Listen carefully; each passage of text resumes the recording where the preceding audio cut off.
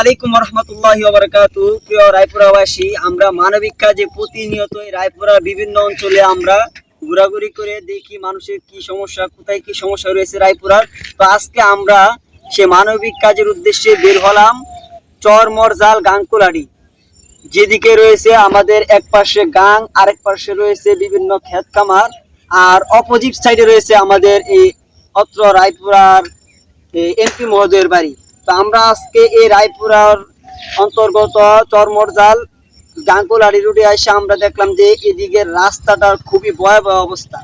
রাস্তাটা একেবারে দুর্ভিক্ষ, রাস্তা একেবারে ভেঙে অকেজ হয়ে পড়ে রয়েছে। তো আমাদের এবং এই অত্র রায়পুরার এবং এই গাঙ্গুলারির সকলের প্রাণের দাবি যেন এমপি মহোদয় সাহেব আমাদের এই রাস্তাটা অতি শীঘ্রই সংস্কার করেন এবং রাস্তাটার নির্মাণ কাজ অতি শীঘ্রই যেন শুরু করেন।